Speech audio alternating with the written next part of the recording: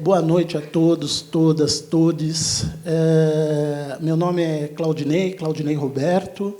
Eu preciso fazer uma audiodescrição. Eu sou um homem negro, uso óculos, uso barba, que é branca. Eu tenho o cabelo trançado, a moda dos Rastafari, mas eu não professo a religião Rastafari. Eu tenho que apresentar essa... Não é uma mesa, não é? Aliás, eu queria fazer um protesto aqui. É o seguinte, eu acho que esse protocolo ele está um tanto ultrapassado. A gente precisa começar a pensar ou considerar um jeito de conversar que não estabeleça esse tipo de hierarquia. Eu sei que entre vocês, a maioria de vocês são artistas, são professores, são sabedores, gente, enfim, extraordinária, e eu agradeço, em nome de todos, a presença de vocês nessa sexta-feira, noite fria, para acompanhar esse evento. Mas eu, sinceramente, acho que a gente tem falado muito em decolonialidade, em descolonização, tem falado nos originários, nos tradicionais, e a gente não observa esse tipo de organização quando eles se reúnem. Normalmente, eles se reúnem em rodas, não é? Se não existe o aparato, que se construa o aparato onde essa hierarquia possa não se estabelecer de uma maneira tão imediata quanto nessas ocasiões, não é? Eu entendo que nós somos uma comunidade de aprendizes e que todas as experiências são importantes para se construir um conhecimento em torno desses assuntos que nos afetam, não é? Então, eu queria apresentar. Eu não sei, não vou fazer isso. Eu vou pedir que cada um deles se apresente, não é? E da maneira como eles acharem conveniente. Nosso encontro vai até às 9h. Novamente, eu agradeço profundamente a presença de vocês. Essa presença está revestida de inúmeros sentidos, vocês todos sabem. Eu sou, também, esqueci de mencionar, o curador dessa mostra Mãos, 35 anos da mão afro-brasileira, que o MAM, Museu de Arte Moderna de São Paulo, realiza nesse ano importante. Sempre impossível não deixar de lembrar que, há um ano, um pouco mais de um ano, nos deixou Emanuel Araújo.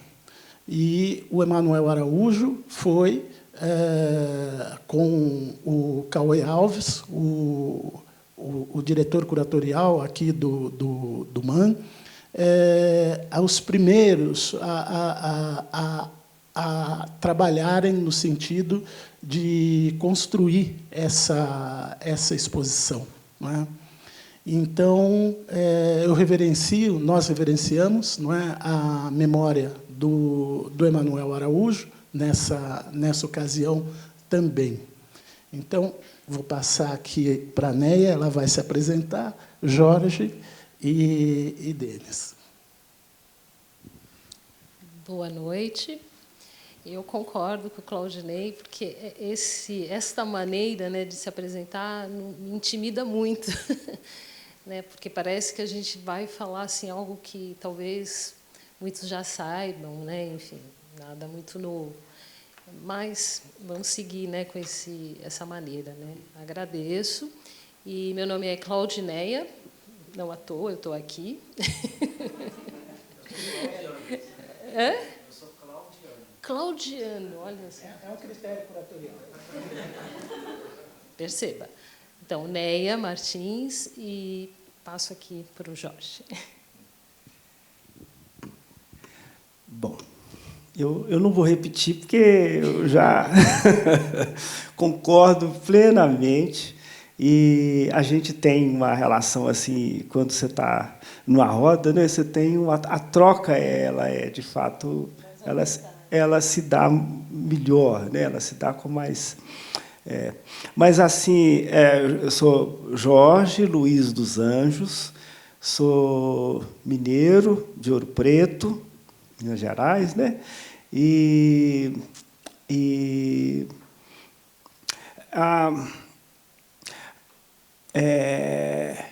Hoje eu trabalho com escultura, faço escultura, há muitos anos já venho me dedicando à escultura, mas lá no começo eu comecei minha trajetória com pintura, lá nos anos 70. E participei também daquela primeira mostra, né, A Mão Afro-Brasileira, 1988, e me parece que, na época, também teve Panorama Atual da Arte Brasileira, no mesmo ano. Então, eu participei dessas duas aí. E, então, eu tinha, nessa época, 31 anos de idade. Eu me orgulho muito de falar isso, porque a gente hoje está vendo o tempo passar, né? Então, é muito bom ver esse tempo passando e a gente também passando junto, né? E conhecendo. Agora eu já sou daquela turma dos velhos, né? Dos mestres daquela época lá era Emanuel Araújo, Rubem Valentim, mestre Didi e tal. Então hoje eu sou talvez a turma, eu faço parte dessa turma, né? Que agora conversa né? Vou passar, então, para lá, porque eu já falei demais. Para a turma lá nova, né, que é o nosso...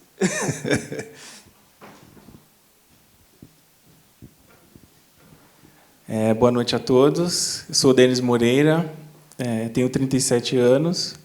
Sou, hoje, morador da Zona Leste de São Paulo, São Miguel Paulista, mas... Vivi por 30 anos e nasci na Zona Sul, bem próximo à divisa, Diadema.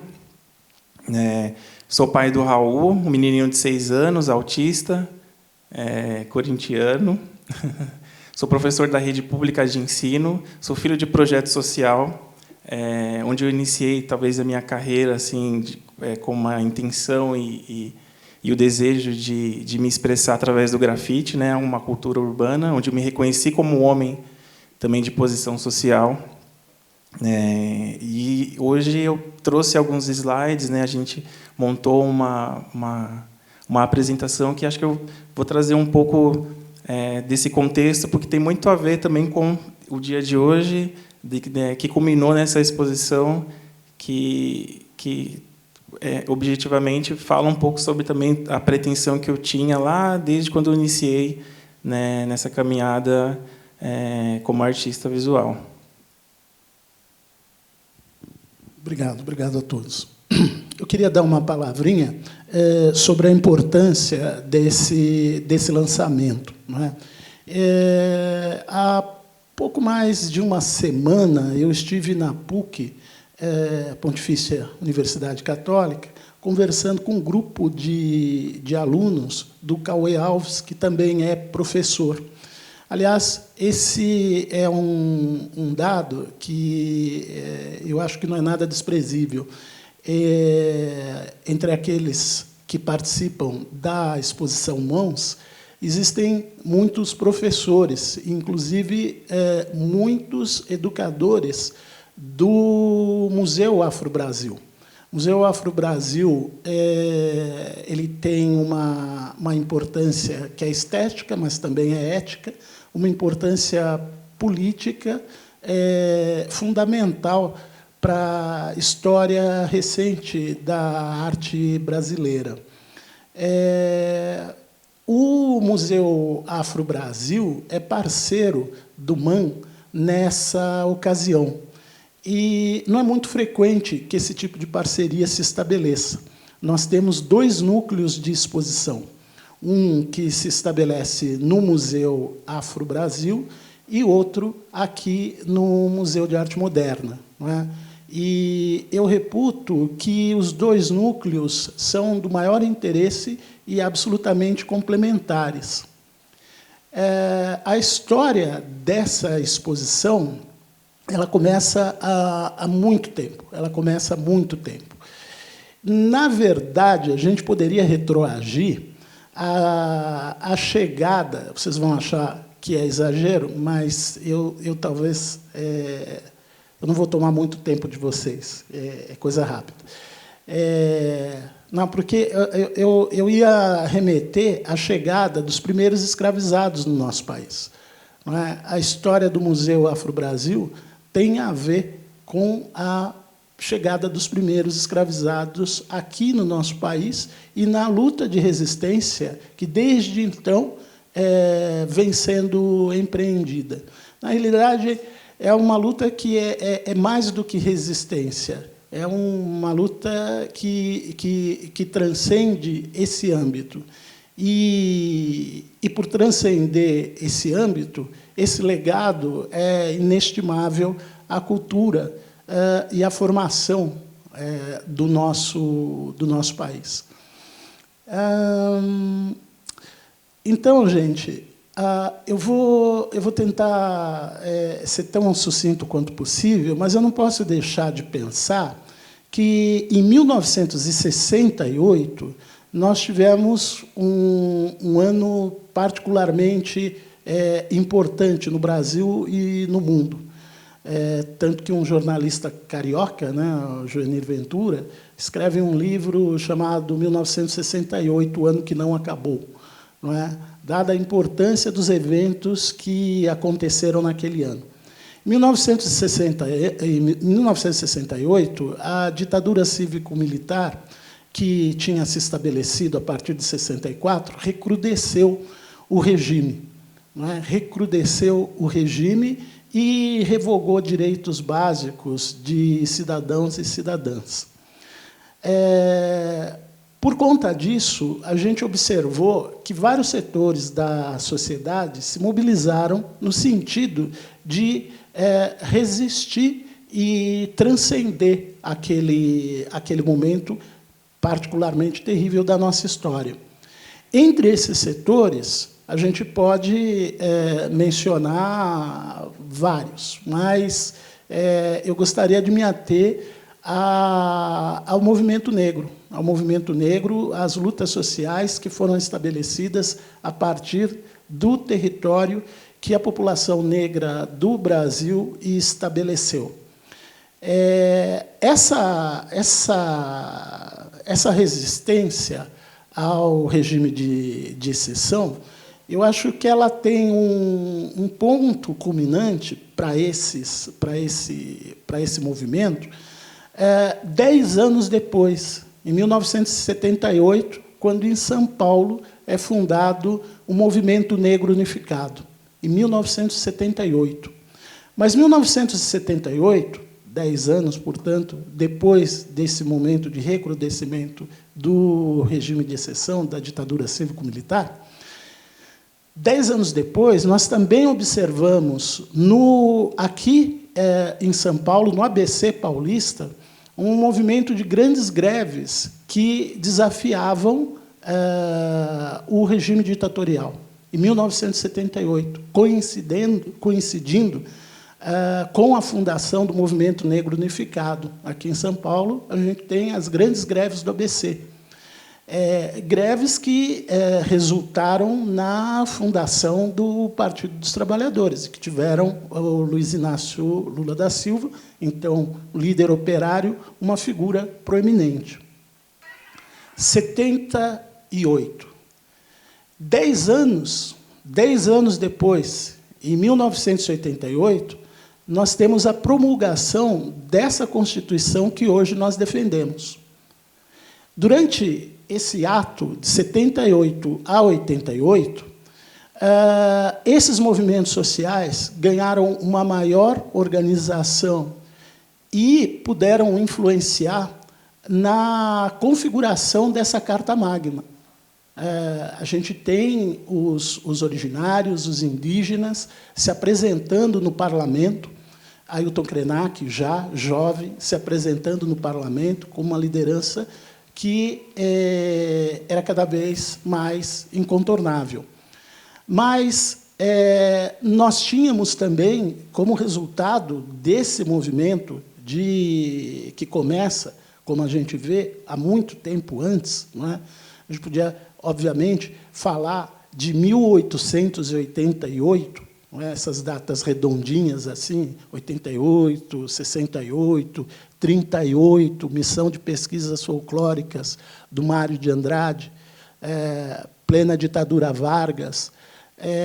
O que é importante a gente ter em mente é que a exposição que hoje nós celebramos, que é acontecida lá em 1988, ela é resultado de um conjunto de fatores, ela é resultado do esforço de um contingente considerável de homens e mulheres, e ela é resultado também do gênio, por que não dizer,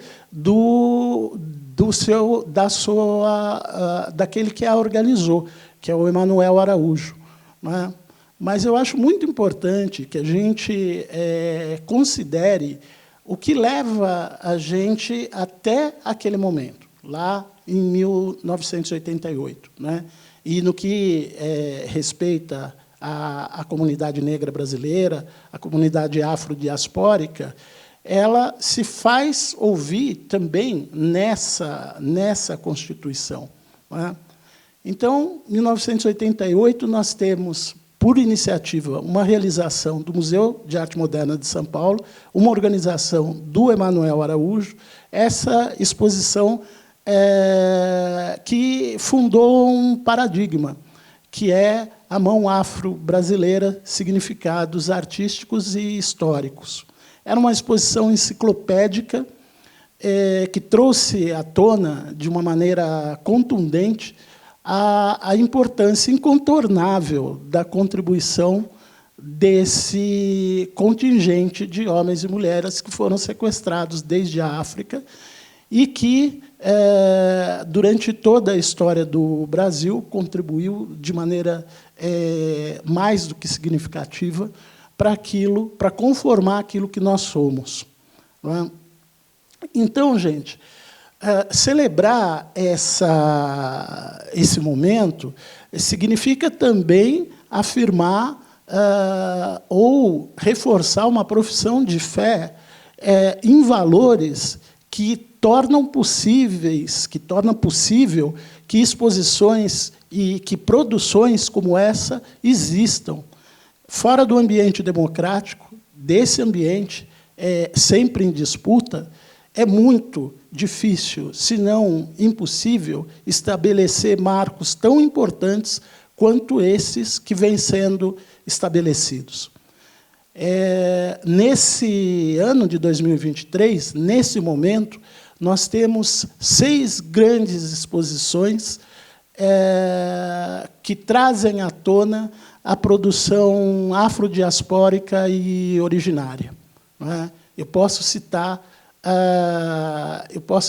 Tempos Fraturados, do Museu de Arte Contemporânea da Universidade de São Paulo, que é uma exposição que eu reputo como muito importante, uma reflexão que a atual diretoria, que é composta por mulheres, exclusivamente por mulheres, uma proposição corajosa dessa diretoria, que investiga os índices de afro-brasilidade no próprio acervo do Museu de Arte Contemporânea, para denunciar que ele é mínimo, que ele é ínfimo.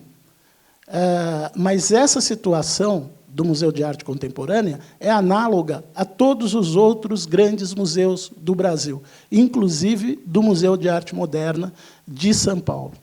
A presença afro-brasileira e afrodiaspórica é ínfima. Ela não é representativa da importância que essa parcela da população tem para o Brasil e para o mundo.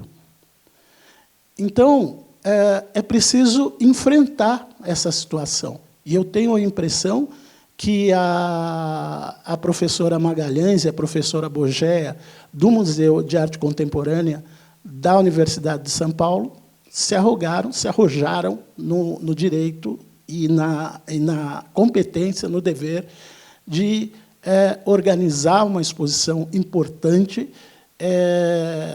que traz à tona esse elemento. Mas a gente tem a 35ª Bienal de São Paulo. A 35ª Bienal de São Paulo é um marco incontornável na história da arte contemporânea e das bienais. Nós temos 3 curadores negros e negras à frente do projeto curatorial. São 4 curadores, um deles é espanhol, mas a gente tem 3 outros curadores que são negros e negras, são gays, e isso é de uma importância incontornável, incontornável, porque é preciso lembrar que as dificuldades que o Emanuel Araújo encontrou quando esteve à frente, por exemplo, de uma instituição inestimável à nossa cultura, que é a Pinacoteca do Estado de São Paulo, quando Emanuel esteve à frente dessa instituição, ele teve que enfrentar a resistência daqueles que, preconceituosamente, consideravam a inadequação de um negro, de um nordestino e de um homem gay na frente da joia da coroa da cultura de São Paulo. Há uma história da arte que precisa ser considerada, que precisa ser revista.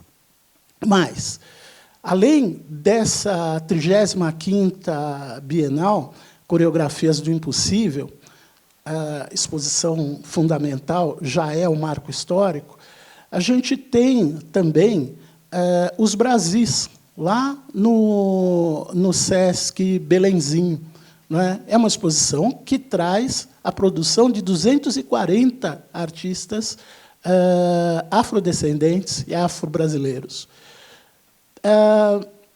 Essa exposição, a prospecção desses nomes, foi feita durante 2 anos. É uma pesquisa muito séria, que foi realizada por curadores também negros, para que a gente chegasse naquela raiz que está ali apresentada no Sesc Belenzinho. E ela tem uma característica que eu reputo como extraordinária. Ela vai itinerar durante 10 anos.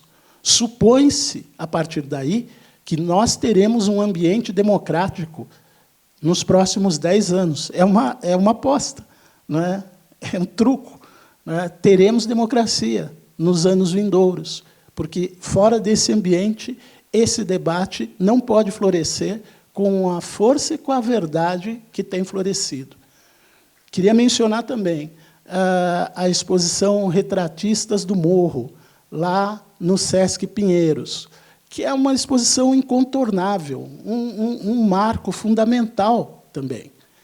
E, modéstia às favas, a exposição Constelação Celestina, que é uma curadoria minha, no Sesc 14 Bis, que também traz a produção extraordinária de um fotógrafo veterano de 71 anos de idade, que tem ali a sua primeira individual.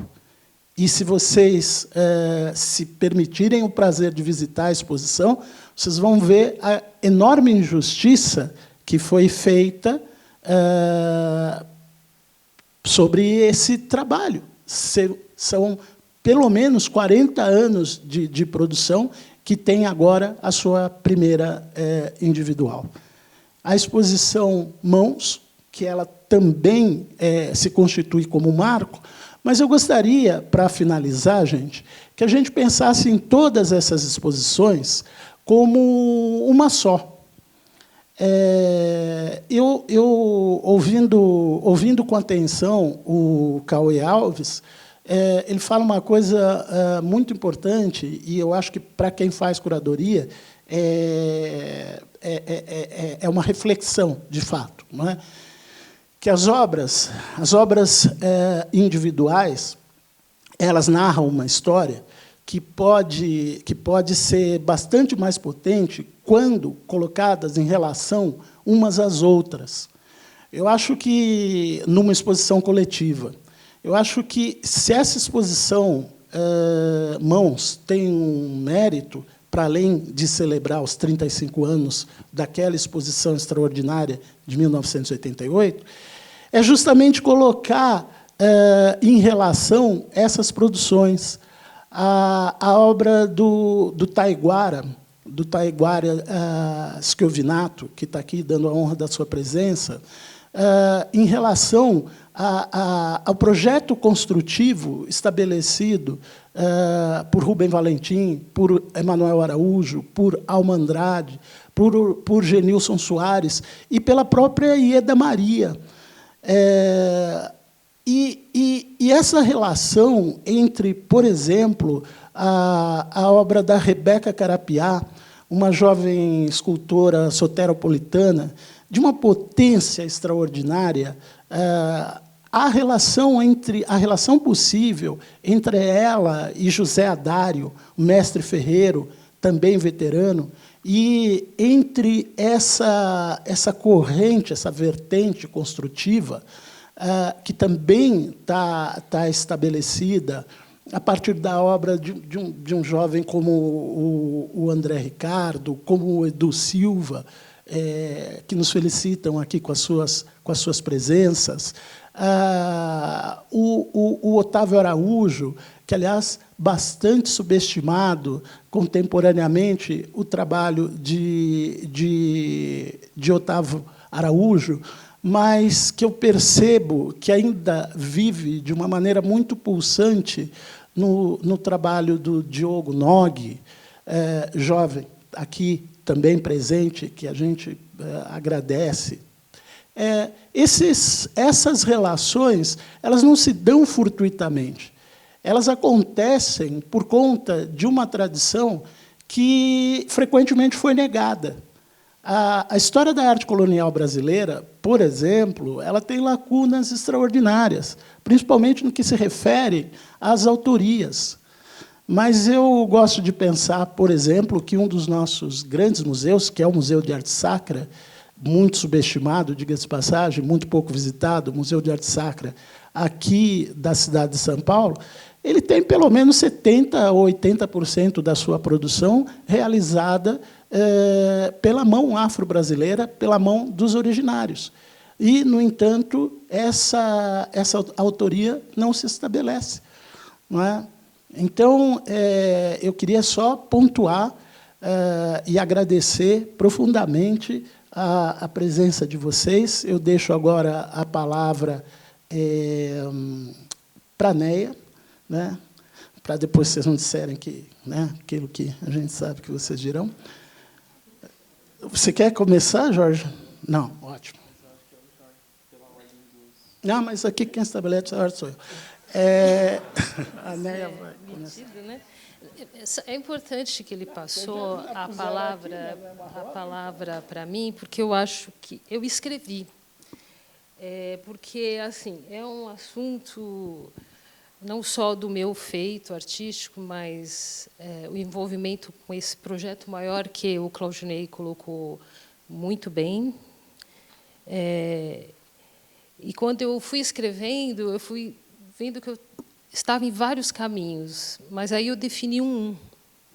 E aí eu pretendo ler. Não sei se vai ficar muito chato, mas é melhor, porque, se eu for falar, ele vai ampliar e vou perder o foco. Eu sei, porque eu sou assim. Mas culmina aqui num ponto que o Claudinei enfatizou. E eu vou começar. É um pouco poético. Mãos são movimentadas também dramaticamente, mesmo que agindo com um objetivo técnico. Têm sua personalidade, podem até revelar a emoção dos seus personagens, pessoas que dão a elas. Eu fico tremendo. Mãos fracas, mãos fortes, mãos rápidas, mãos suaves, leves, mãos críticas, mãos sendo mãos em atuações, em pose, plásticas. Todas obedecem um impulso voluntário. Ops. Eu sempre. Ah, obrigada. Todas obedecem um impulso voluntário, como marionetes que realizam nossos desejos, e de outros. Como marionetes que realizam nossos desejos e de outros, até mesmo na força bruta. Faça isso, faça aquilo, se não fizer, castigo. Até quando, me pergunto, quando seremos de fato livres? Bom, eu vou citar, com o capitalismo, eu acho impossível que consigamos, mas porque o capitalismo segrega, violenta e tudo junto escraviza. Bom, mas mãos também poetizam. Uma forma de liberdade foi com mãos na arte. Riscos totais, mas uma sensação de liberdade ameaçadora e cheia de segurança, o fazer artístico, que eu quero dizer. Mas livre. Livre para imaginar, realizar, explodir sentimentos, dividir experiências, uma loucura boa e controlada. Viva a arte. Continuando-as nas mãos, uso-as e as retrato-as. E as retratas. Ops, eu vou... Uso-as e retrato-as. E mais bacana, faço o que quero, não obedeço. Nem isso, nem aquilo. Só meu impulso imagético e poético. E aqui, nesta presente exposição, mostra essas liberdades. Desculpa. Já há tempos eu sabia dessas liberdades. Mas aqui, elas reafirmam, juntos, como mãos movidas por almas livres. Desculpa. Que só confirma que pode ser escravizado um corpo, mesmo que esse dance da sua forma ancestral, mas não sua alma, não o intelecto. Parece clichê, mas é a nossa possibilidade. As mãos são prova disso. Elas respondem a isso. Minha trajetória vem de uma amálgama de situações que culmina na arte. Representar, quebrar um karma, ser aceita. Quando preciso dizer o que penso sobre o meu trabalho e trajetória, como hoje, me faz lembrar a frase de um prefácio de um romance do Machado de Assis, que é o Memórias Póstumas de Brás Cubas. A frase é: escrevi com a pena da galhofa e a tinta da melancolia.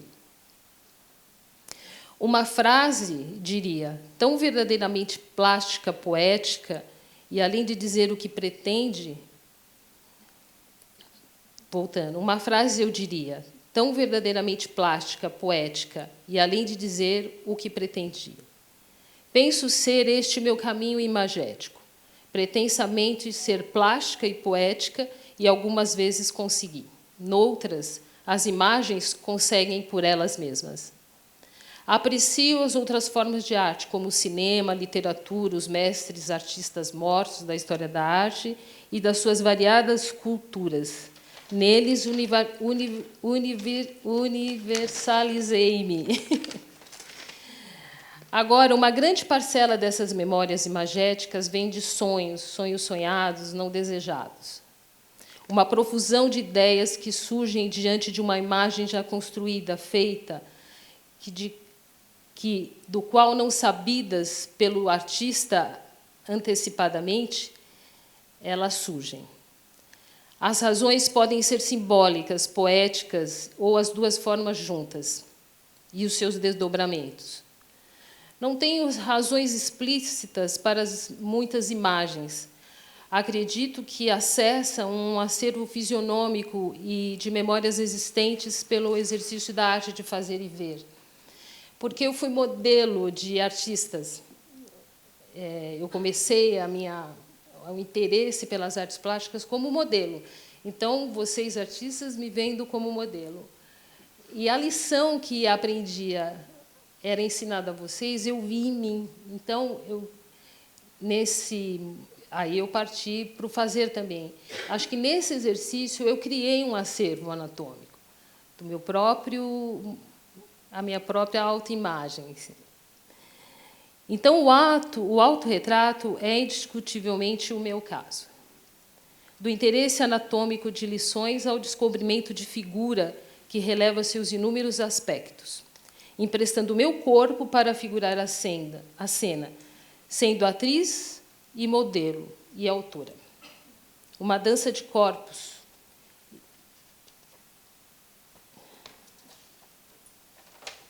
Instigou-me a pensar se no meu trabalho, de alguma forma, faz uma crítica à situação da injustiça racial ou enfatiza o engajamento, seja histórico ou religioso, do ser africano descendente. Porque o primeiro momento que eu tive contato com o evento, vamos dizer assim, da consciência negra, eu não pensava diretamente assim.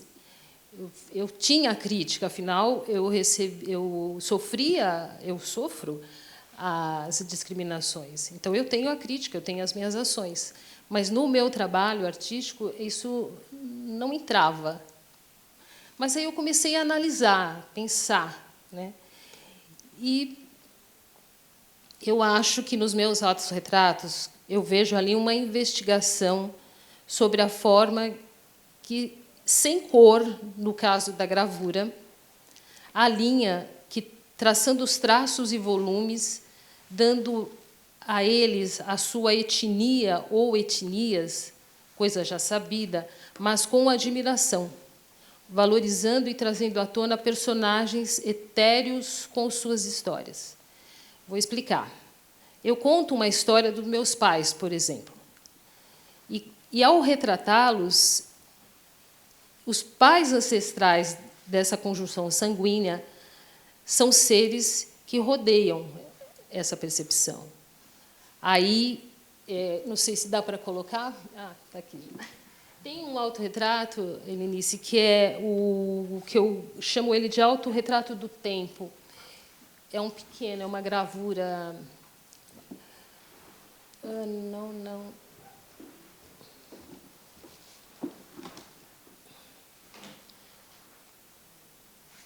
Acho que ele está no livro. Eu achei que ia mostrar do livro. Não vai entrar?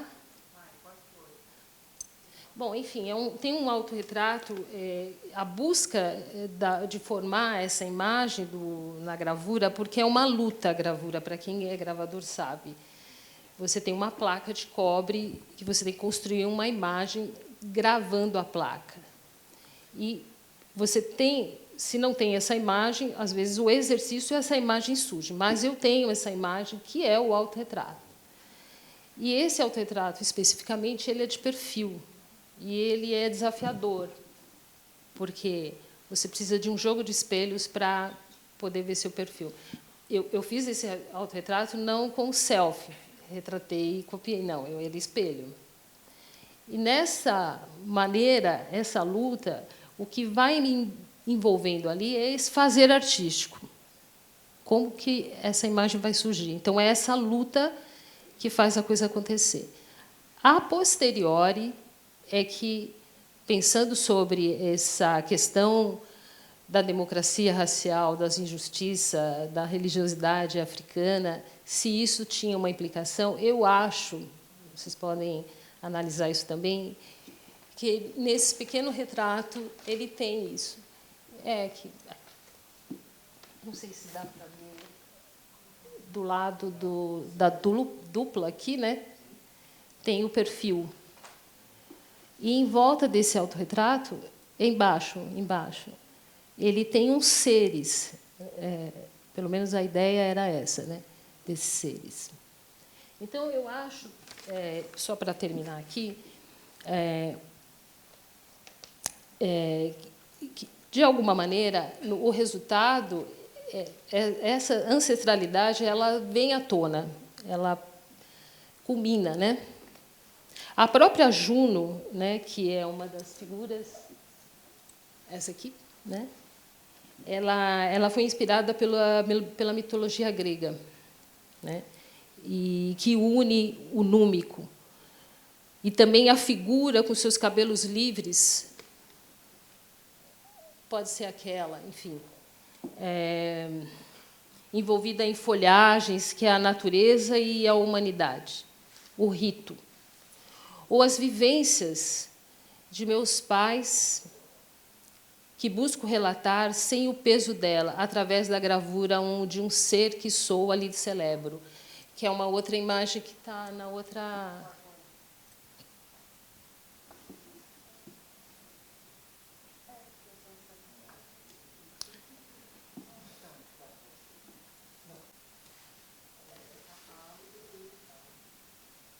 É que é só para exemplificar a fala aqui.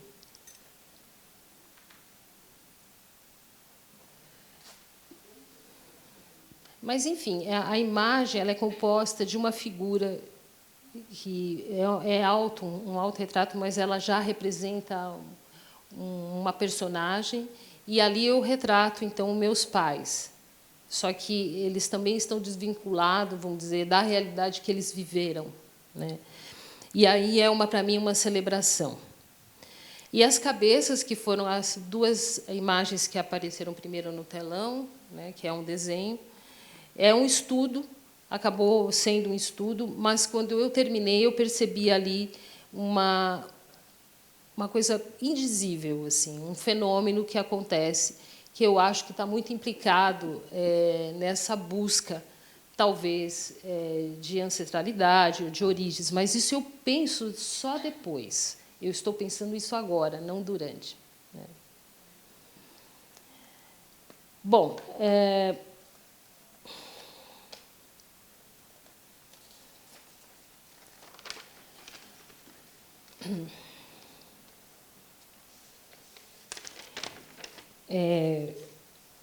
a identidade africana, arrostada por um desenho que poderia ser mostrado depois, tem uma entidade que também veio da Ilíada, e ela arrosta, enfrenta um mortal, né?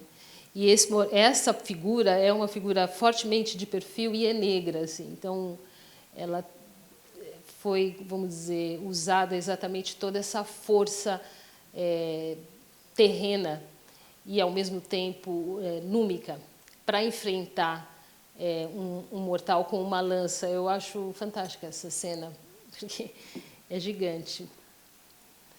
Essas são a dos pais, anterior. Essa. É um desenho, isso é um desenho apenas.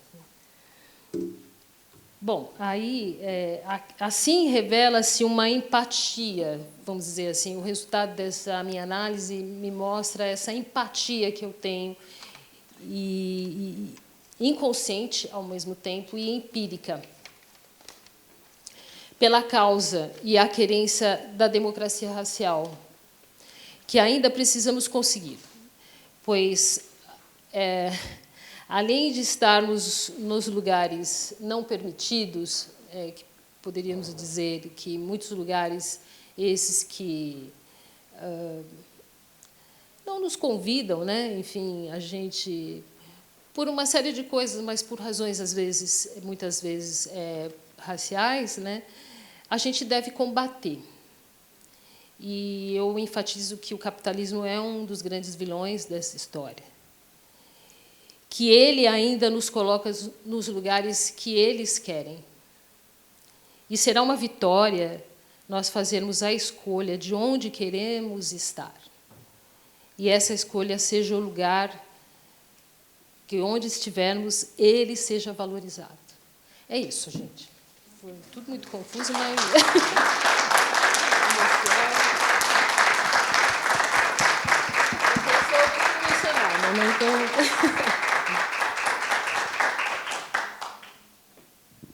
Mas obrigada. Vai lá, Jorge. Jorge. Pode ser o Jorge? Pode ser o Jorge. Ô, gente, eu confesso que eu tenho uma dificuldade muito grande para me expressar dessa maneira, né? Assim. E não sou também um sujeito das palavras, eu tenho muita dificuldade, de fato. Mas eu não sei o que eu posso dizer, às vezes, sobre o trabalho que tá exposto aqui, ou eu não sei também dizer de uma maneira geral, assim, como que eu, não é? Eu acho que talvez eu estava dizendo da emoção de estar participando dessa mostra, né? Muito diferente, de fato, dos Brasis. Estou lá nos Brasis também. Tem uma mostra acontecendo lá em Inhotim, uma mostra que é em homenagem ao Rubem Valentim. Estou ali, me chamaram para também conversar com o Rubem Valentim. Então, eu fiz um trabalho para conversar com o Rubem Valentim. Mas aqui, eu digo que lá há de fato, emoção de estar ali. Tal. Mas aqui é muito especial. É muito especial, porque eu vou lá na minha infância, na minha adolescência, porque aqui é quase que um resgate até de questões afetivas, não só pela obra, mas da própria história. Então, com a minha relação também com São Paulo, a importância que foi em 1988, o Claudinei falou desses 8, né, desses 10 em 10 anos, o ano de 88 foi um ano assim muito rico e de muito trabalho, de muita realização, vamos dizer assim, e de um mergulho total, assim, a década de 80. A década de 80 nesses 10 anos, eu saí eu tinha uma busca de uma linguagem, e eu ia para um lado, ia para o outro, mas sempre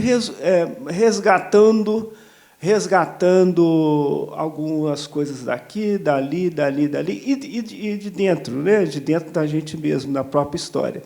E foi justo nesse período, nessa década de 84, eu posso dizer de década de 80, em 1984, passando por um processo muito profundo de autoconhecimento, de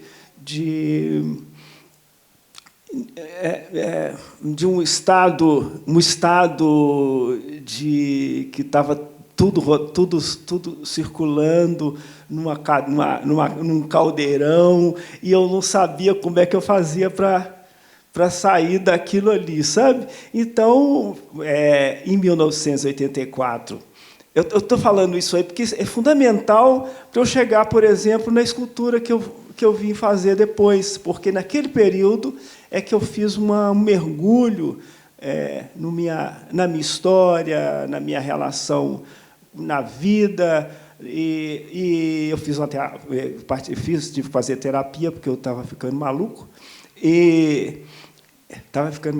eu já... Com tudo o que vinha em torno, eu estava perdendo o rumo, vamos dizer assim. Então, né, durante essa terapia, eu fiz uma série de desenhos, eu fiz uma exposição agora, terminou lá em Belo Horizonte, no Centro Cultural da FMG, onde, de fato, eu mostrei, desde aquela época, eu nunca tinha exposto essa série, então eu mostrei agora. Como reflexão, de fato, porque, a partir daquele momento, é que eu consegui organizar a linguagem, que eu estava vivendo num caos. Diz que caos é o lugar que Exu que o Exu mora também, vamos dizer assim, para não. Então, esse momento de caos foi nesse momento que eu, procurando o caminho, eu encontrei, não é? Falando nele de novo, não é? Eu encontrei o caminho, o meu caminho da linguagem a partir desse momento. Então, tudo que eu vim fazer depois foi organizar aquelas questões que estavam ali, que eu tinha buscado no fundo do poço, que eu tinha toda a reflexão que tinha feito pela minha a busca por identidade, essas questões todas fundamentais.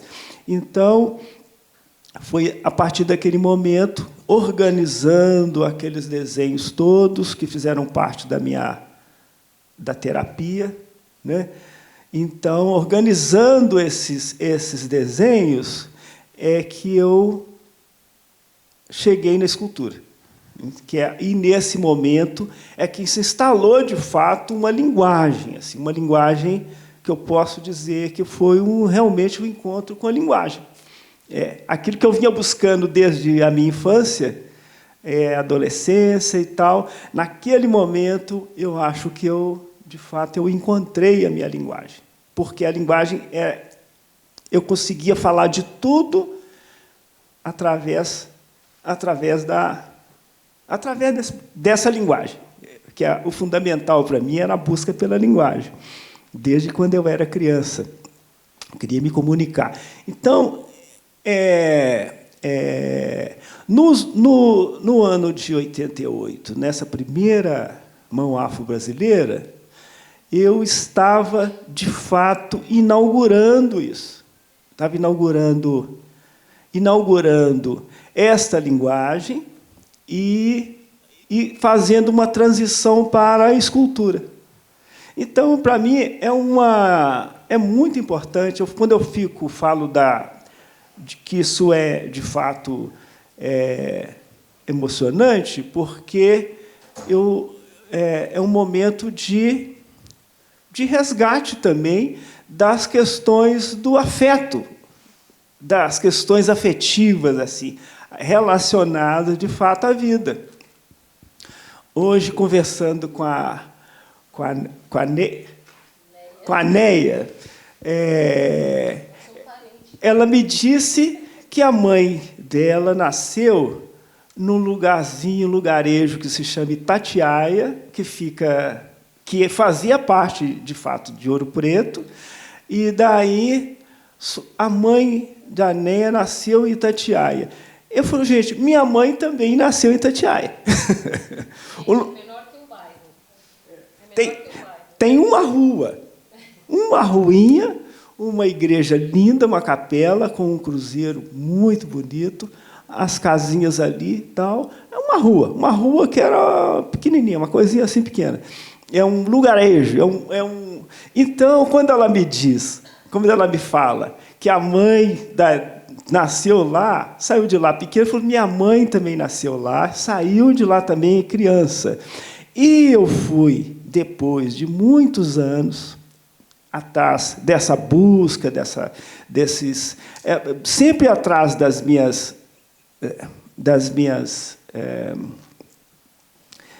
referências, do meu passado, da minha história. Hoje eu me vejo ao lado de Itatiaia, onde eu trabalho também com as esculturas em pedra. Então, é muito. Então, como é que são coisas também, são resgates afetivos também. Então, isso aí é muito emocionante. É o que eu consigo falar aqui, porque, para falar do trabalho, falar do meu trabalho, tem muita coisa para dizer, que tem um bocado de história e tem muita experiência. Mas eu queria... isso aí, para mim, eu acho fundamental.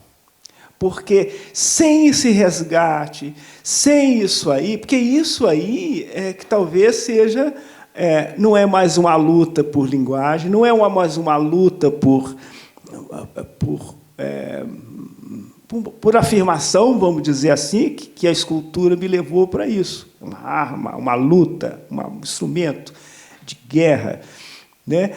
Mas, ao contrário, hoje, eu acho que essa questão não da guerra que seja tão importante, mas do resgate dessa linguagem que é ligada aos afetos, que uma tentativa hoje que eu tenho feito de voltar à pintura, exatamente à pintura que eu fazia, ou a linguagem da pintura, e esse ponto, lá de 35 anos atrás, são essas obras que eu expus na primeira mostra brasileira. Então, como é que tudo vai de novo a um retorno, vai de novo no começo. E isso aí que eu acho que talvez seja o lugar onde, que, de fato, eu fico... que me emociona, de fato. Esse resgate, para mim, é muito importante, porque é a partir desse resgate que eu vou levar a minha vida para em frente e meu trabalho. Então, acho que é isso aí, é um pouco de falar dessa emoção. É isso.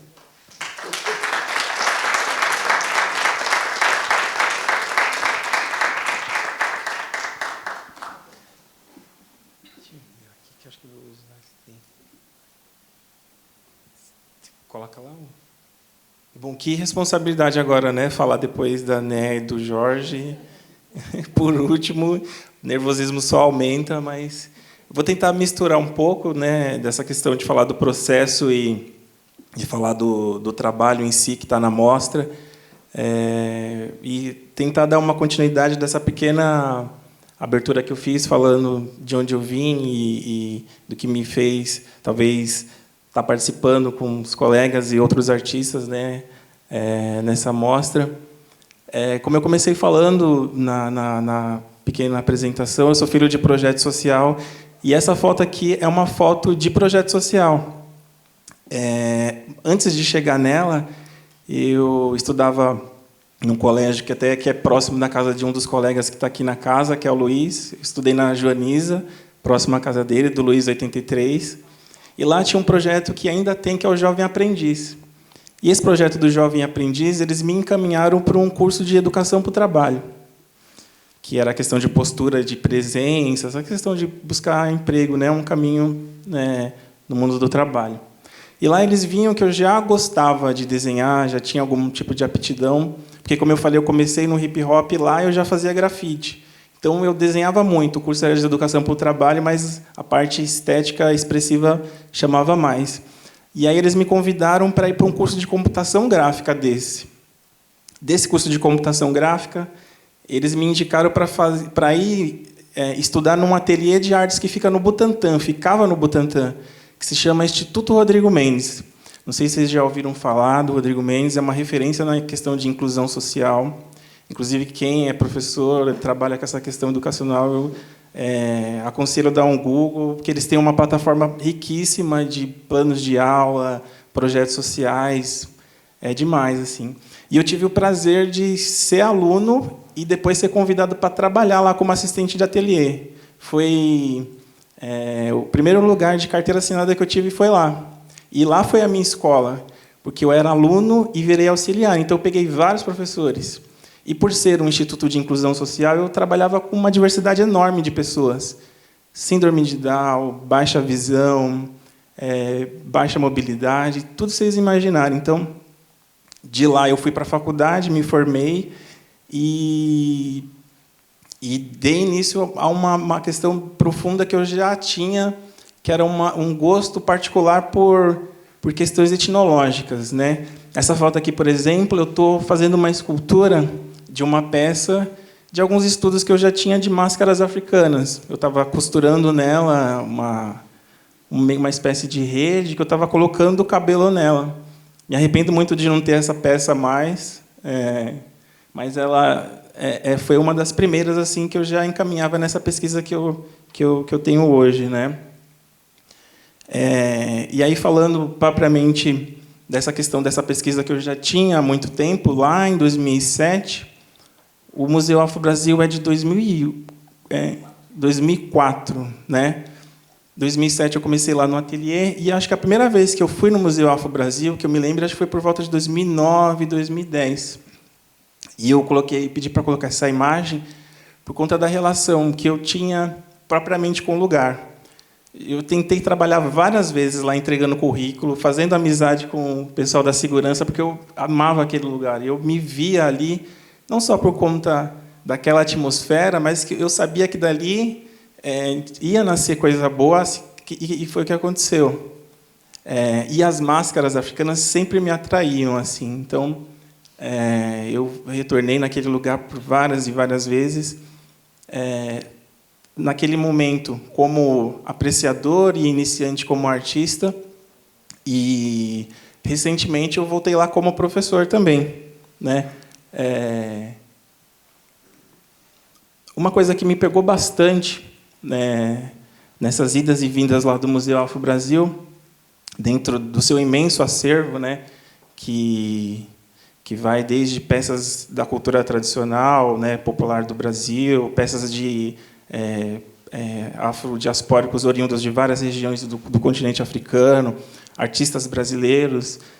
A parte do acervo, especificamente, falando de algumas peças que o Manuel tinha ali do museu, essas em específicas, que foi até depois virou um livro, que é uma referência, que é o Arte, Adorno, Design, Tecnologia no Tempo da Escravidão, me fez cair a ficha sobre essa pesquisa, tentando trazer essa corporificação do negro juntamente com o seu intelecto, né? Todos nós sabemos que, nessa tentativa de trazer aqueles corpos negros vindos de várias regiões do continente africano, não se buscava só apenas a mão de obra, né, daquelas pessoas, mas assim a sua tecnologia, a sua forma de tratar com a madeira, a metalurgia, a questões dos objetos do cotidiano de casa, né?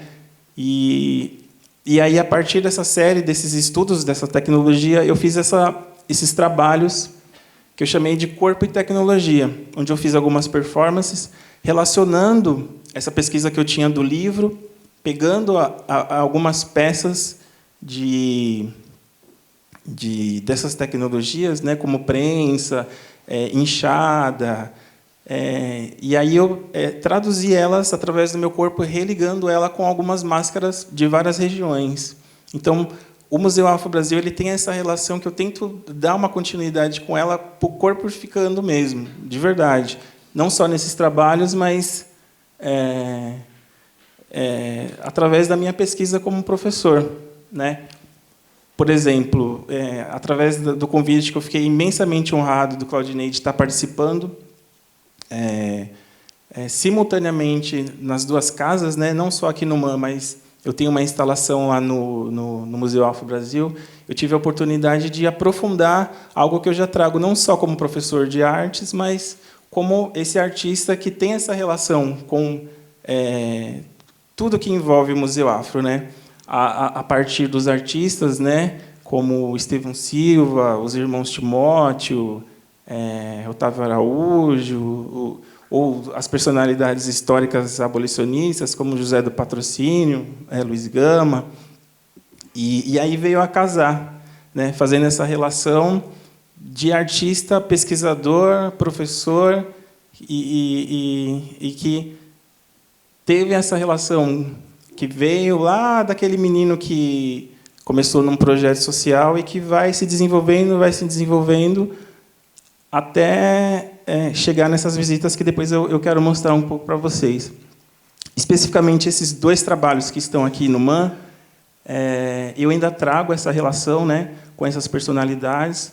No caso, uma brasileira e outra americana.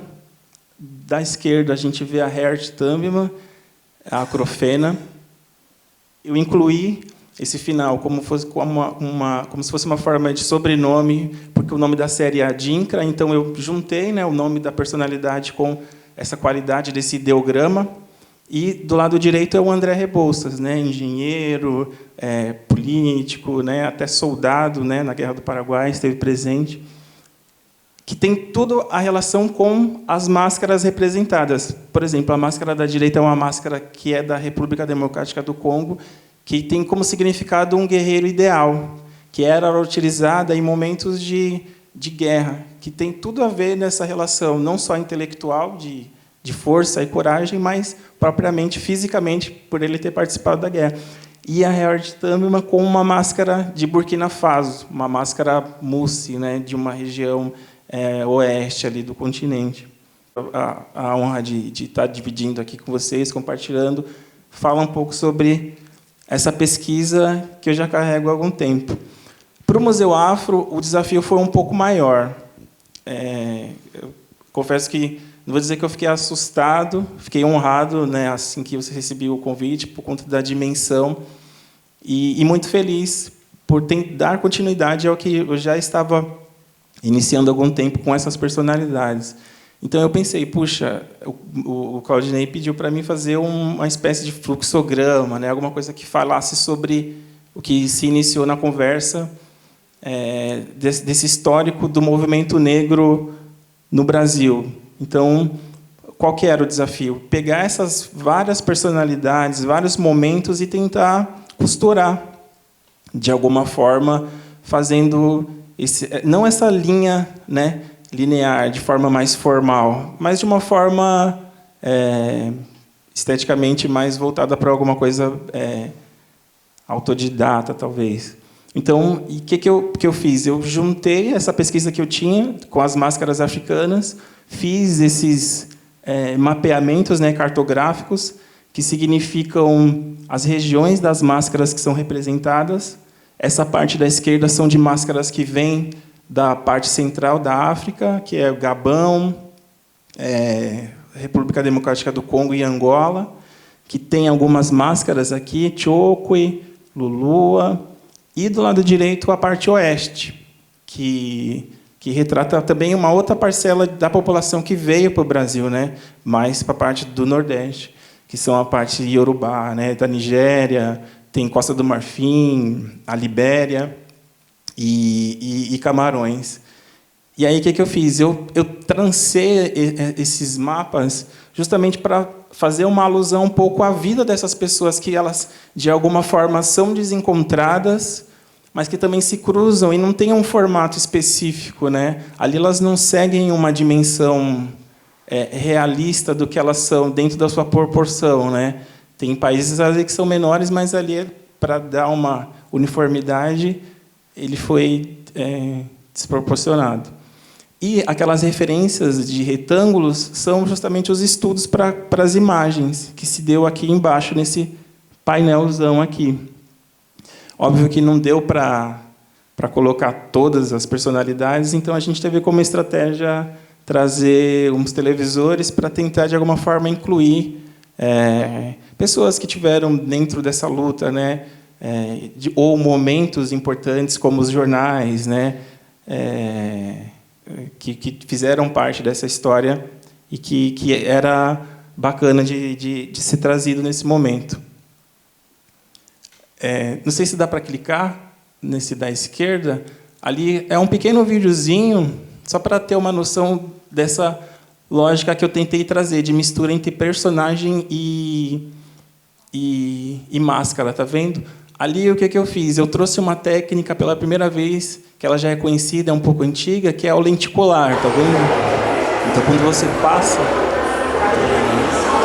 tinha alguns jogos, principalmente régua, carteira, que troca-se de imagem, né?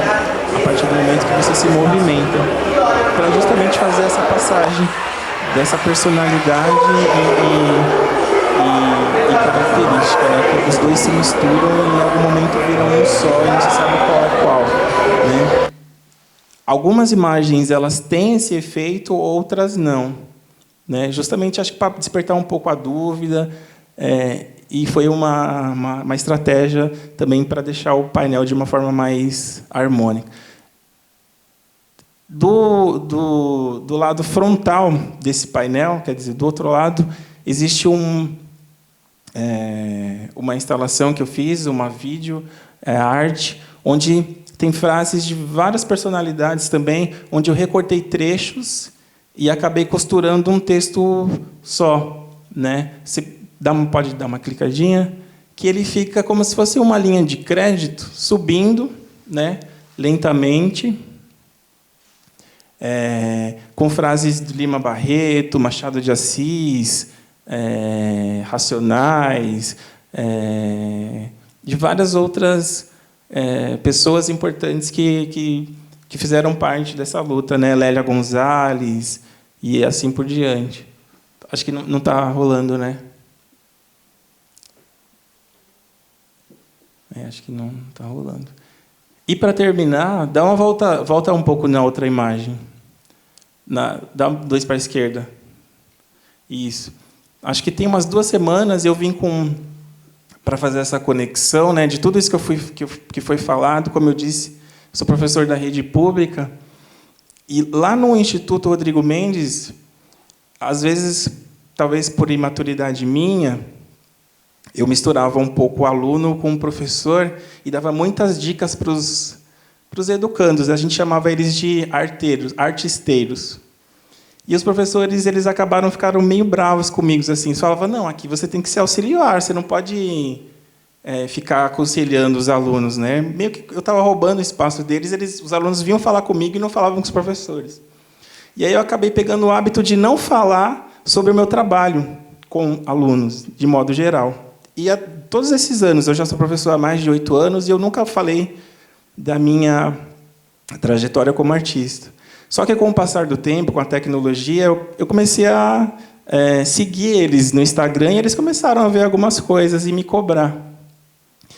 E aí, uma das cobranças foi dessa exposição, e a gente pensou: vamos levar uma turminha lá para ver, né? Essa amostra é bem legal, bacana, tal. E foi a primeira vez que eu trouxe eles para ver um trabalho meu. E aí me veio justamente aquela lembrança de como, quando eu visitava o Museu Afro, lá na frente, lá atrás, daquele deslumbre que eu tinha com aqueles objetos, com aquelas artes, com aquelas pessoas. O Claudinei é uma delas, eu já falei isso para ele, a Rosana, Sidney Amaral, que eu já sou fã há muito tempo, né? Luciara, os professores também, que eu já admiro. Eu tentei conversar com eles sobre essa sensibilidade, essa questão. E aí me pediram para fazer uma fala, e aí eu cheguei em frente às obras, eu falei: então, vocês vão ter que me escutar de novo, vocês me escutam todo dia, hoje vocês vão ter que me escutar de novo. Só que eu falei assim: hoje vai ser um pouco diferente. Geralmente eu apresento outros artistas como referência, né? Eu trago bibliografias, né, da arte moderna, de arte geral, arte africana. E hoje eu estou aqui como artista, mostrando para vocês esse lugar, né, através desse catálogo, através dessa amostra, que vocês também podem estar aqui. Então, o que o Claudinei falou no começo da conversa, que a amostra ela não é só por questões estéticas, questões do fazer artístico propriamente dito, mas ela é política, né? Ela é política desde aquele momento que você inicia e aconselha através de um projeto, mostra com exemplo que é possível, né? E aí a gente vê nos rostinhos deles, né, a alegria de se ver, principalmente para quem é residente de regiões mais extremas, né, que às vezes só sair da sua localidade e vir para cá já é um diferencial. E aí se deparar com essa realidade é o que eu acho de mais maravilhoso, assim, né? Fora a honra de dividir, né? No dia da montagem, eu conversando com o Claudinei, eu olhei para o lado, tinha Estevão Silva. É pouca coisa não, né? O outro lado tinha Arthur Timóteo da Costa. Eu falei: caramba! Aí cai a ficha que você fala assim: obrigado, né? Tá valendo a pena mesmo. Então, era isso.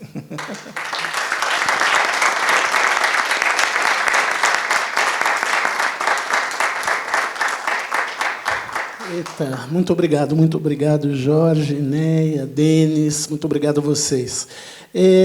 Uma palavrinha sobre o catálogo. O catálogo é uma peça fundamental. Ele tem uma importância que, às vezes, nos escapa.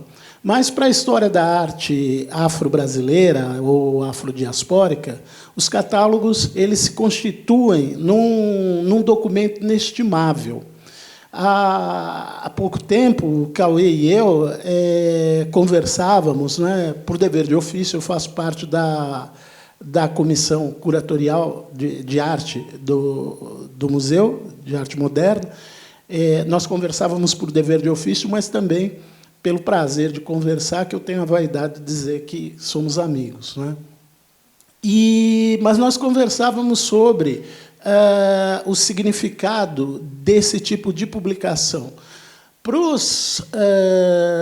Para aquelas parcelas da população que tiveram a sua história suprimida durante séculos, esses documentos são inestimáveis.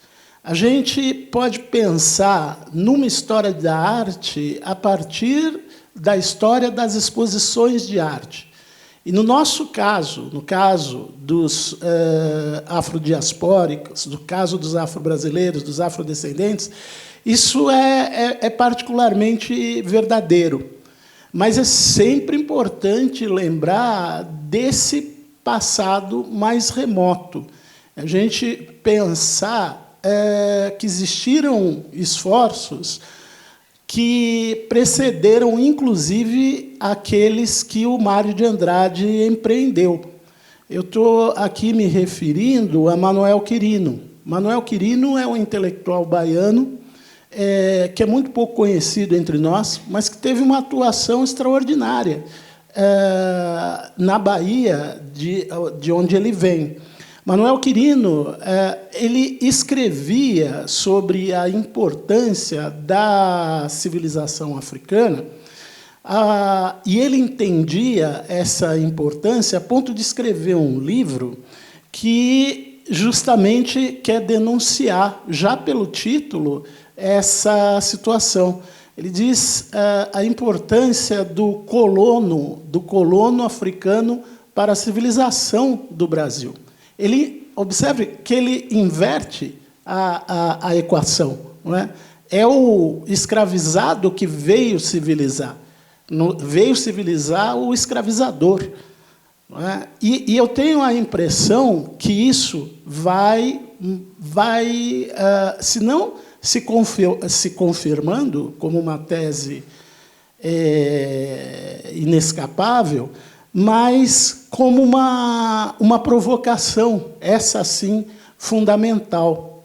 Não é? Nesse momento da história, particularmente, quando a gente vê a emergência dessas sensibilidades periféricas. E aqui a gente se refere à periferia como potência.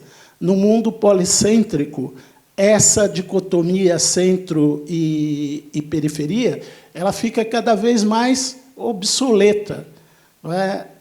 Quando nós nos referimos à minoria, por exemplo, né, quando a gente emprega o termo minoria, a gente está querendo falar de maiorias que foram minoradas.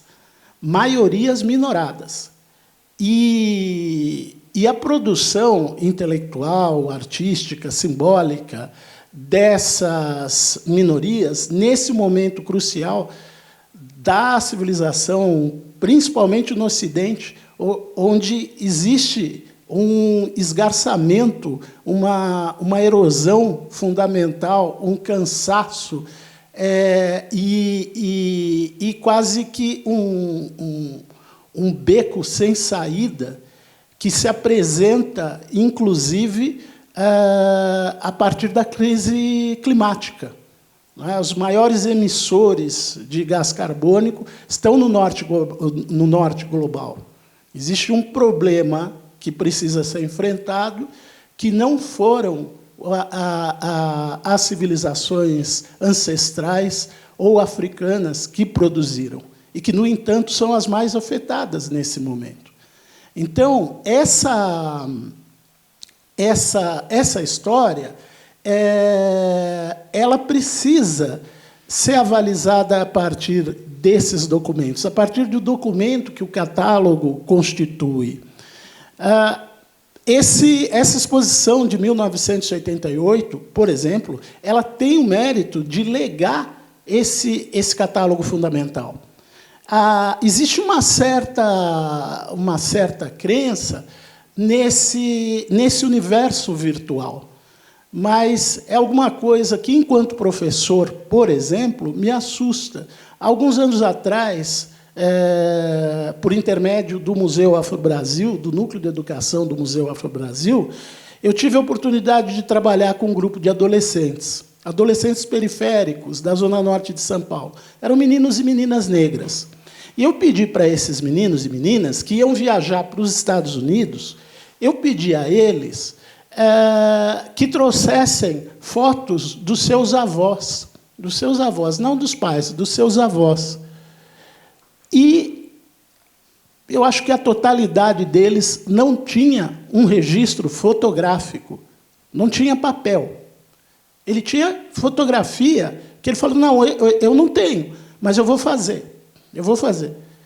Então, no nosso próximo encontro, vocês tragam. Aí trouxeram celulares. Falei, não, gente, eu não quero celular, eu quero papel. A foto que você registrou vai desaparecer. Ela vai desaparecer. E a gente está vendo, por exemplo, não é, que esses arquivos têm donos. O dono quer $1 agora por ano para que você possa acessar a memória que, eventualmente, você organizar. As tecnologias, elas se tornam obsoletas, elas desaparecem. E, para as populações proletárias e para o subproletariado, esse problema é um tanto mais grave, porque esse celular, às vezes, é partilhado com toda a família. Nós vimos isso durante a pandemia. Não é? Essa questão que a Neia traz do retrato, ela tem uma certa recorrência entre os artistas afro-brasileiros e afrodescendentes. Parece que o artista, pelo menos é o entendimento que eu tenho, quer, a partir do retrato, suprimir um déficit, uma falta que existe dessa presença, desse rosto. É tremendo pensar na obra do Sidney Amaral, é tremendo pensar na obra da Rosana Paulino, é maravilhoso pensar no trabalho da Neia nesse momento. Eu fiquei encantado quando eu conheci o trabalho da Neia, porque a gravura é exigente. E a gente tem a Rosana Paulino, por exemplo, como uma referência da gravura. Mas o Emanuel Araújo, na origem, é um gravador extraordinário. E saber que essa tradição permanece através do trabalho da Neia, da Eneida Sanches, uma artista também absolutamente extraordinária, inventiva, é muito importante.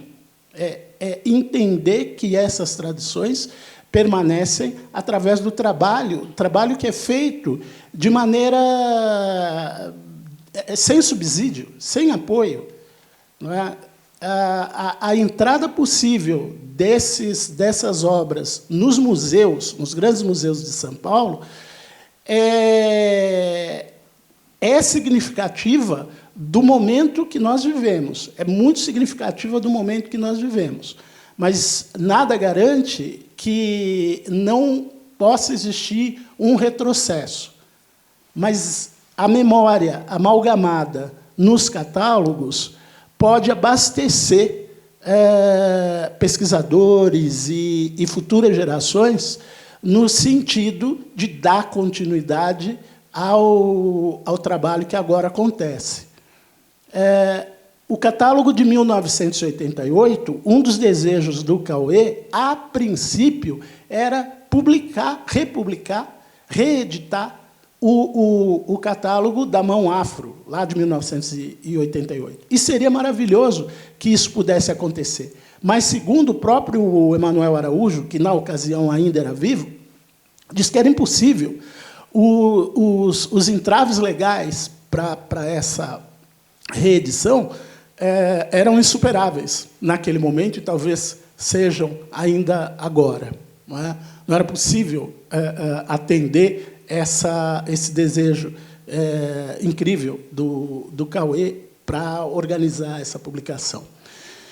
Mas nós temos esse, né? Nós temos esse que até eu gostaria de agradecer as responsáveis pelo projeto que estão aqui presentes, né? A Manuela, a Larissa, que foram as profissionais responsáveis pelo projeto gráfico do catálogo e pelo projeto também visual da exposição. Nós tivemos vários debates, eu estou aqui com a produtora também, a Luciana está aqui, e a gente teve vários embates sobre a necessidade de engajar negros na construção desse projeto, até chegar no nome da Manuela e da Larissa. Não é? Mas essa exposição, eu posso garantir para vocês,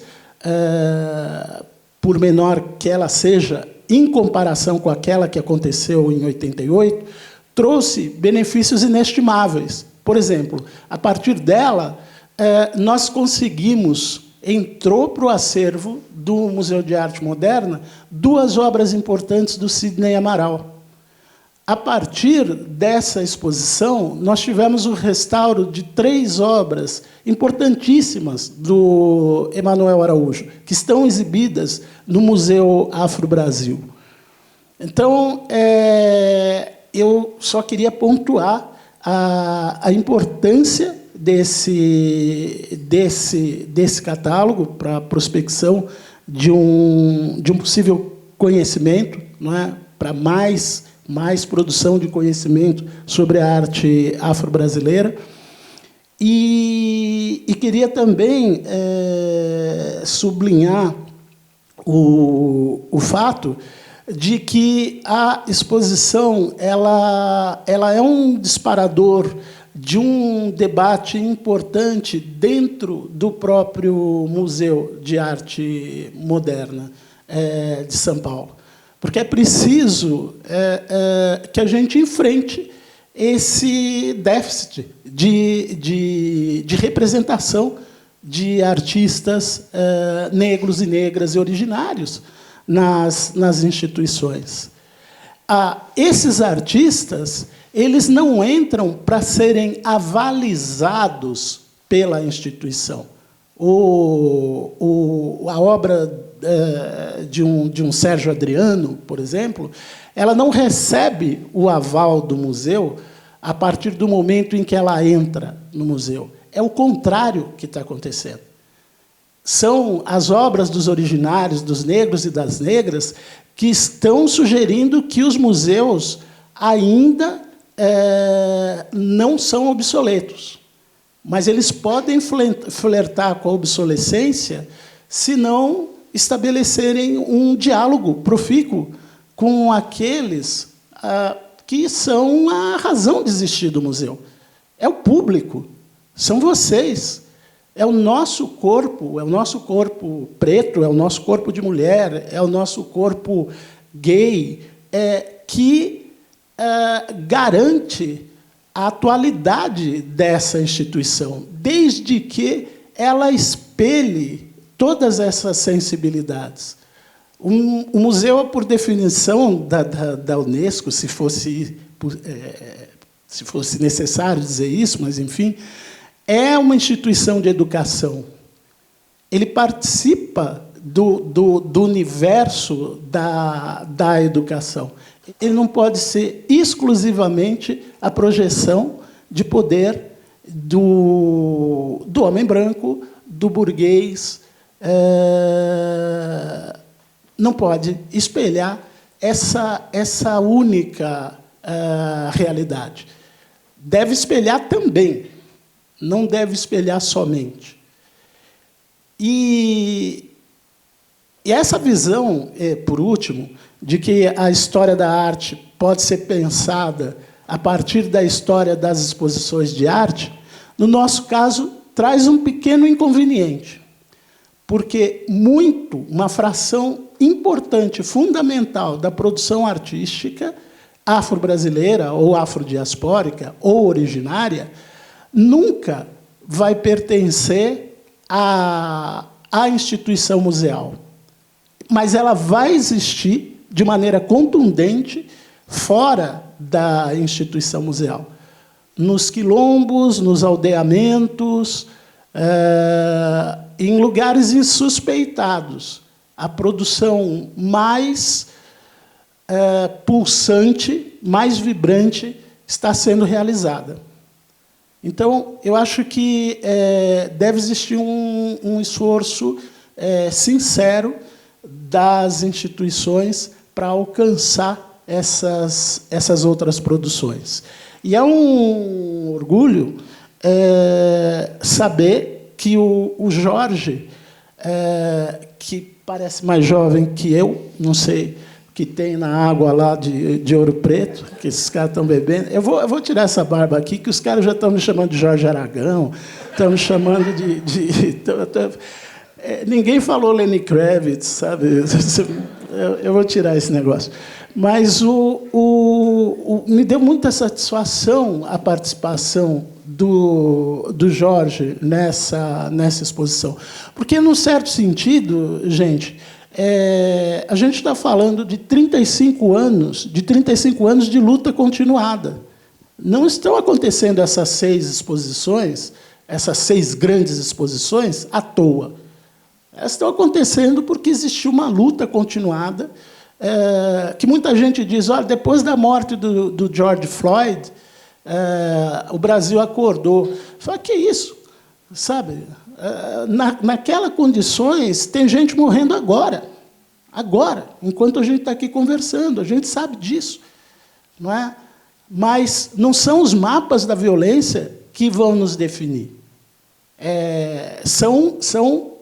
São fazeres e são situações como essa que a gente está vivendo agora, que vai nos fazer com que a nossa memória permaneça.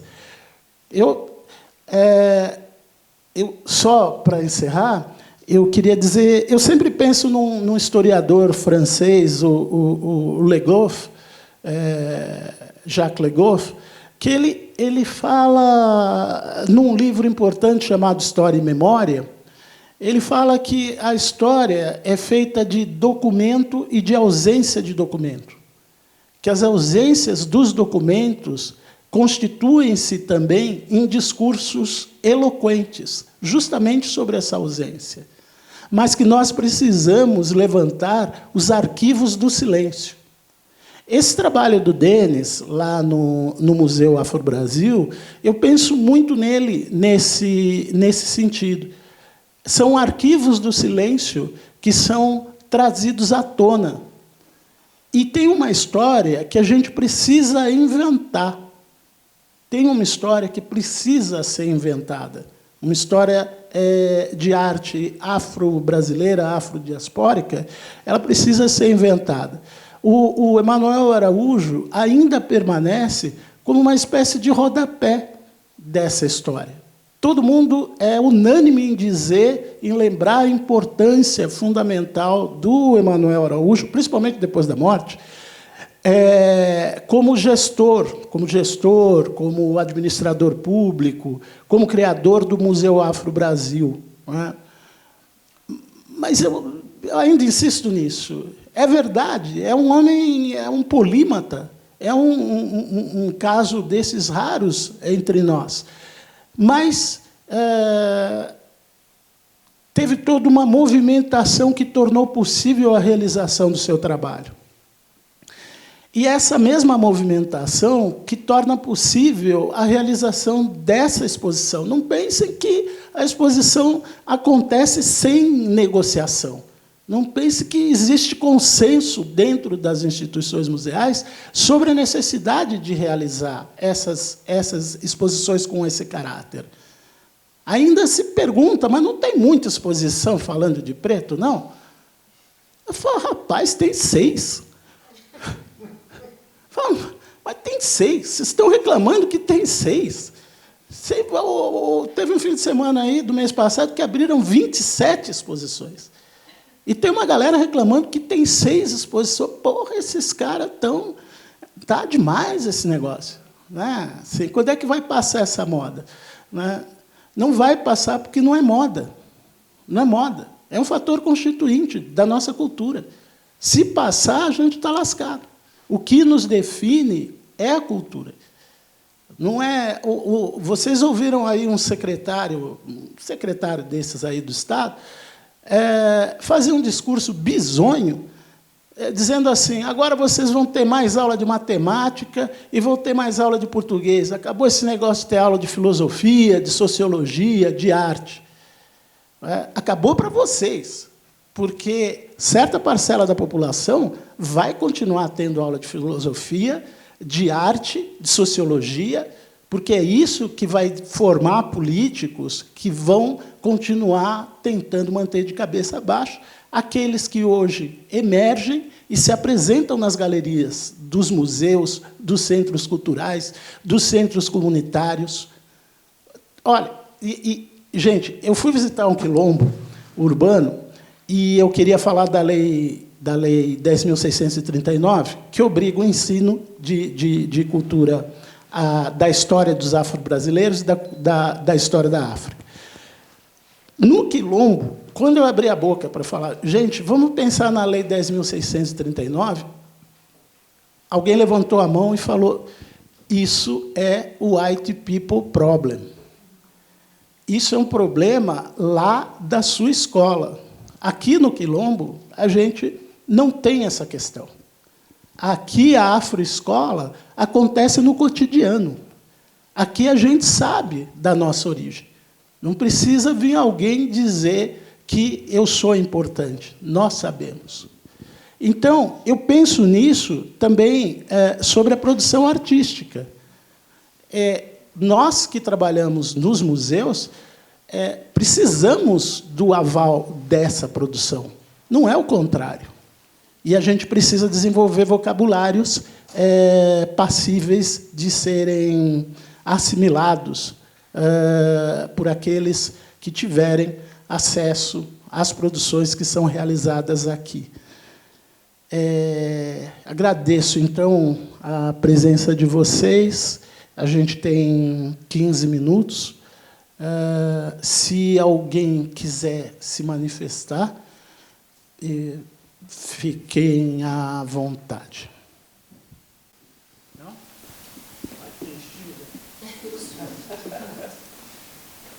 É assim que eu gosto.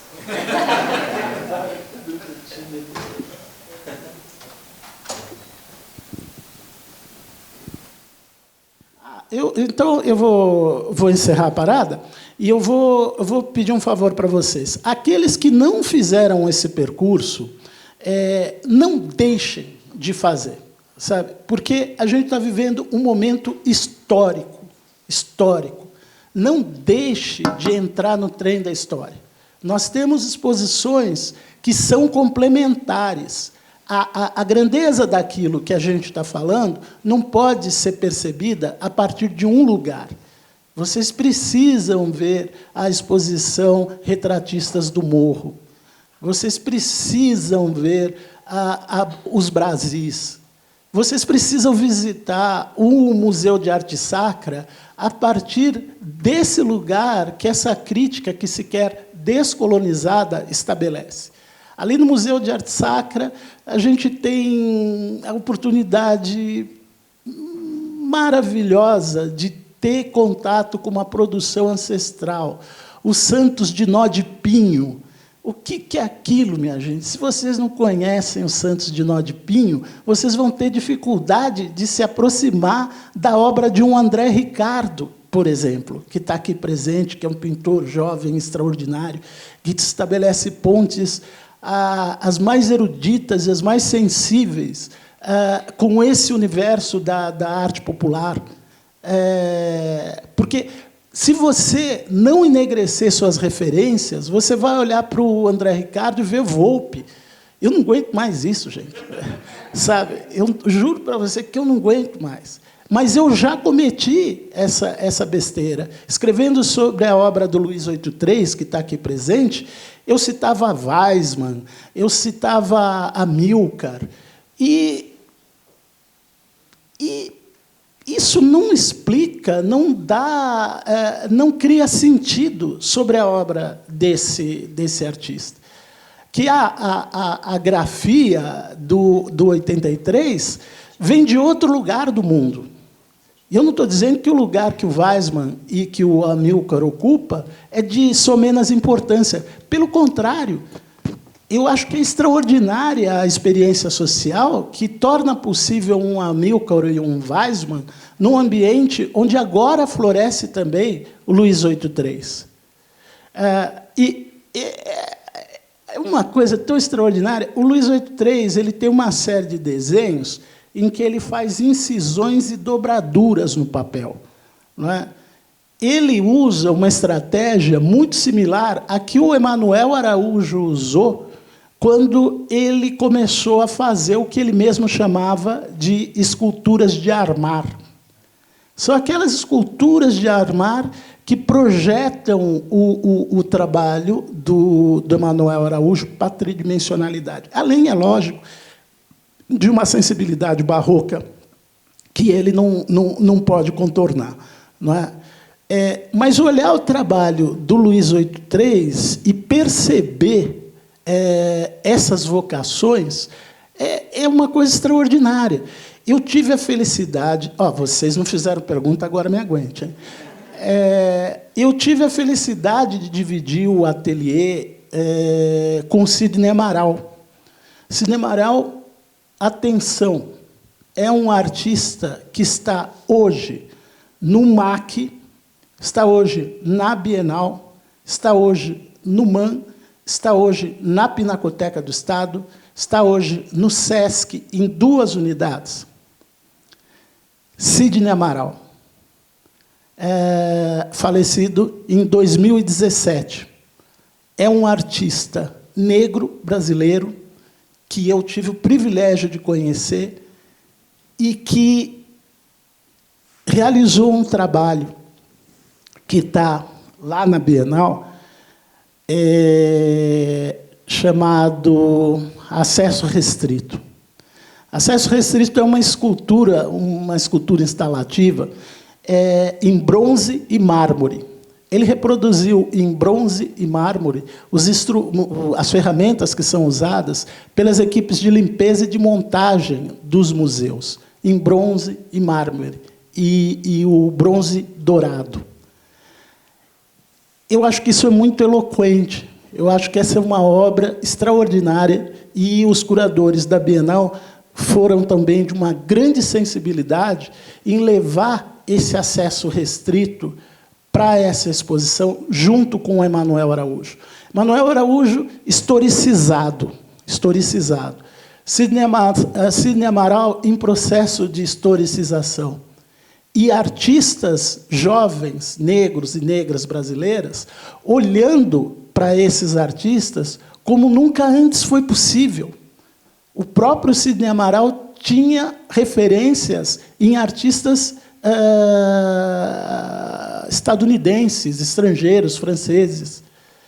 E o No Martins, pintor extraordinário,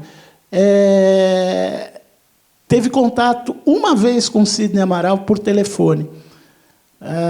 Ele não conheceu pessoalmente o Sidney Amaral. E, visitando o ateliê do No Martins, eu acho um catálogo do Sidney, da exposição Banzo, O Amor, o Banzo e a Cozinha lá de Casa, que foi realizada a única grande individual do Sidney Amaral em vida, organizada lá no Museu Afro-Brasil. Tive o privilégio de ser o curador.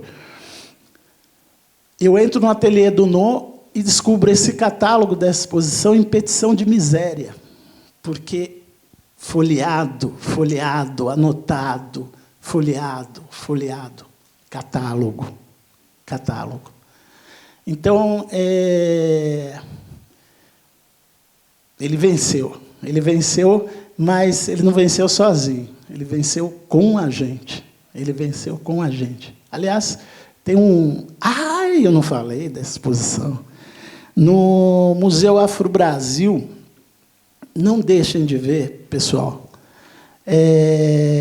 a exposição do Sérgio Lucena.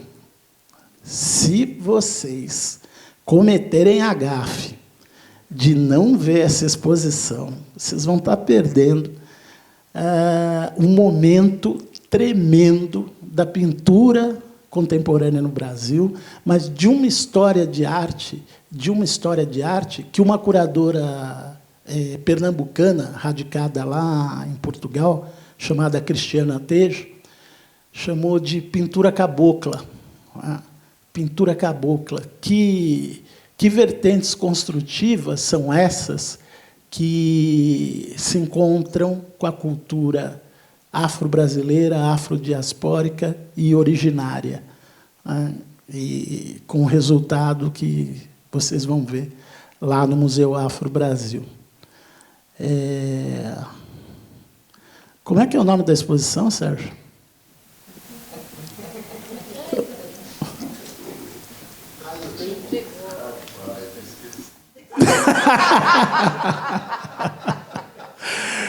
Ah, meu Deus, que desgraça. Eu sou o curador, eu também. Não, é Na Matriz do Tempo, a Raiz da Cor. Estou brincando com vocês. Não deixem de ver. Gente, não é por falta de opção que a gente vai deixar de se divertir nessa cidade de São Paulo. Muito obrigado, Peter. Muito obrigado...